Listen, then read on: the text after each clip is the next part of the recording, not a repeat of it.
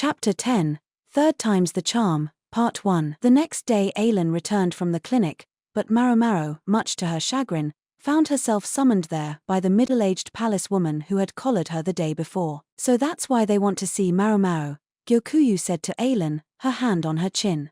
They were in the living area, where Gyokuyu lay stretched out on a couch. Her belly was well and truly round by now, large enough to slow her down. She wore clothes designed to hide the bulge, but even so, it would probably be best for her to avoid attending tea outside the Jade Pavilion for the duration. "I'm so sorry," Aylin said. "I should have taken it here instead." Aylin, it seemed, had taken the cold medicine Maomao had made her while she was still at the clinic, where one of the ladies had spotted her and pressed her about where she'd gotten it. That'd do it. All right, Maomao thought. Medicine wasn't allowed at the clinic because there were no doctors there. You couldn't have people just walking in with it.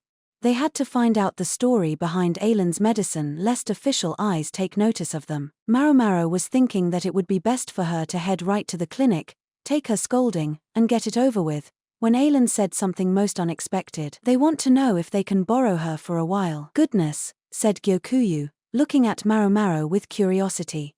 Aylin watched them both with concern. Maomao could only think what a headache this seemed likely to be, even as she contemplated the ingredients for a new medicine. Ultimately, Maomao found herself returning to the clinic effectively under guard. It wasn't Aylin escorting her, but Yinghua. She'd probably seemed right for the job. Shorter than Aylin, she was nonetheless more outgoing and more determined to face things head-on. Even though the clinic was situated within the rear palace, it was quite a walk to get there. Yinghua, ever the talker, couldn't keep herself from chatting on the way. "Hey, Maomao. After you dropped Aylin off yesterday, did you do something with the lanterns in the garden?" "You saw that." It had been on her way back from the clinic, or more precisely, after she'd bumped into Jinshi and Gaoxian on the way home. Struck by an idea for a new medicine, she'd set out immediately to find components. "I was just looking for the ingredients for some medicine." She'd lit a lantern when it got dark, attracting bugs. As well as a certain creature that ate bugs. "Ingredients? Tell me it wasn't bugs." "It wasn't bugs." Despite Maomao's assurances, Yinghua continued to frown. She seemed to sense that there was something even less pleasant afoot. "Ah, Maomao, about your room. It's gotten pretty full of stuff lately, wouldn't you say? It's really starting to stink of medicine. Lady Hongyang isn't very happy." "Now, that's scary. You don't look very scared." Nothing could be further from the truth, Maomao thought. The chief lady-in-waiting had a very quick hand. But then, perhaps one had to be strong like that to survive in the rear palace. "I think one of these days she's going to kick you out of your room and make you live in a shed in the garden," Yinghua said with a smirk. "I'd like that very much." A garden shed would be larger than the room she was in now, and more importantly, well separated from the other ladies' sleeping quarters, so nobody would notice any clattering in the night. It drove Maomao crazy that despite having discovered a treasure trove of unused tools in the medical office, she couldn't make use of them here. "I'll be sure to inquire about the matter with Lady Hongyang as soon as I get back," Maomao said, her eyes shining.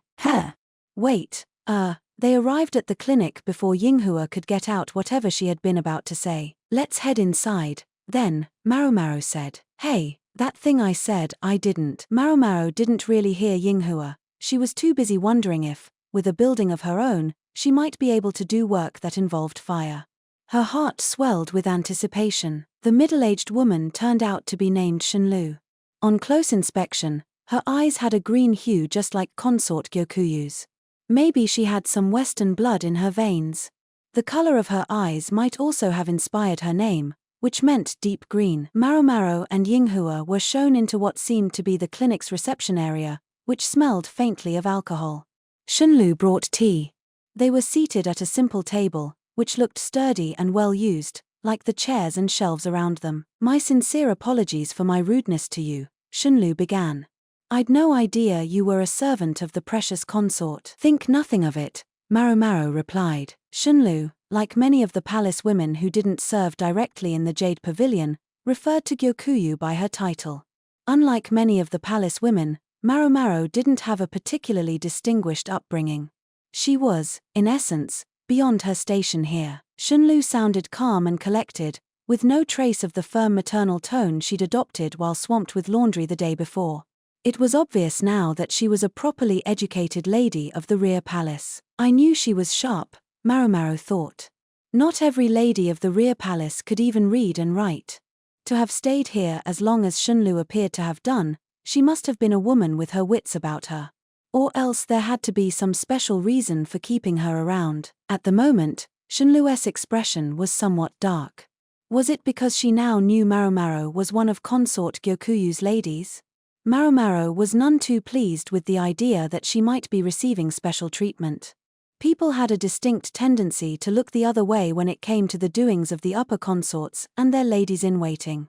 Yet Shunlu had summoned Maomao here personally, a fact that seemed to make her almost as uncomfortable as Maomao. At length, though, Shunlu looked directly at Maomao and heaved a sigh. "I have a favor I'd like to ask you." "Yes, Shunlu briefly looked taken aback by how nonchalant Maomao sounded, but she quickly composed herself and said, "I'm afraid it may sound somewhat forward." "You don't mind? Go ahead, please." Maomao was more than used to being treated rudely. In fact, she was usually as guilty of it as any of her conversation partners were, or at least she suspected she was.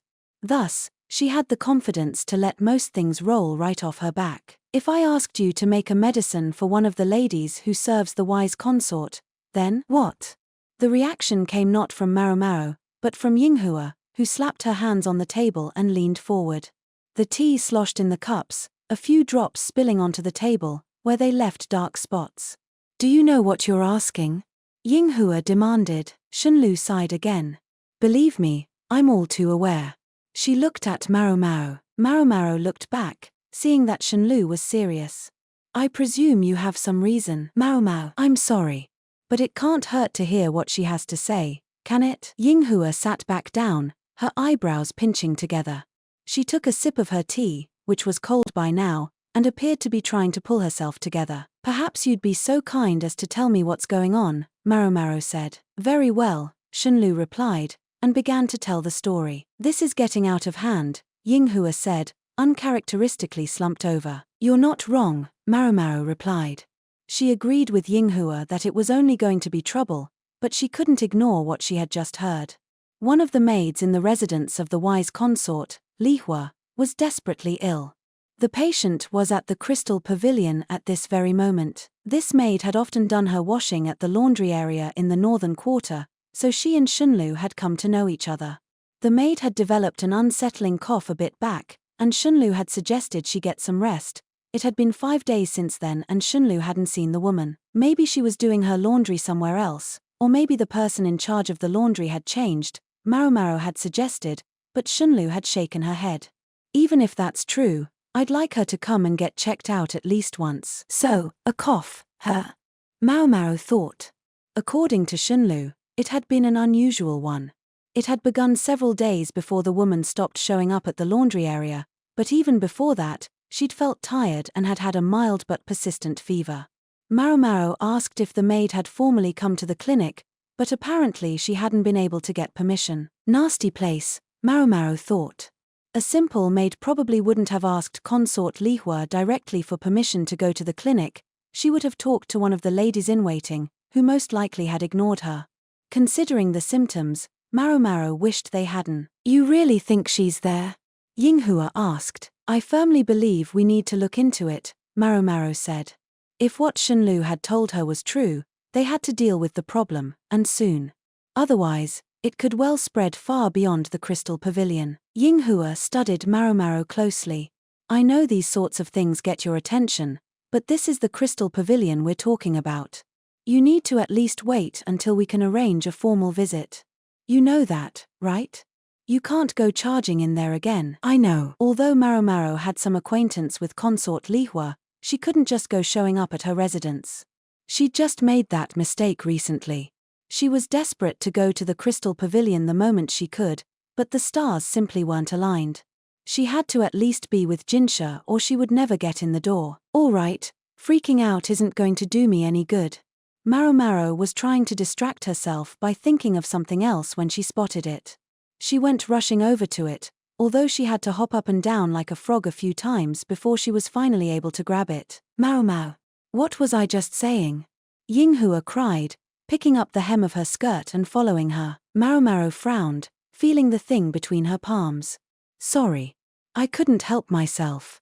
I saw something I've been looking for. What, a bug? Ew, it's not a bug. And it wasn't. But it also wasn't a body. That, sadly, had gotten away, but it had left Maomao with what she wanted. She could still feel it squirming in her hands. Look, she said. She opened her hands to reveal a lizard's tail, still flouncing wildly. Lizard tails could fall off, but they could also grow back. That was the point. You can't give up on anything. The moment you give up, it's all over, some immortal had once said.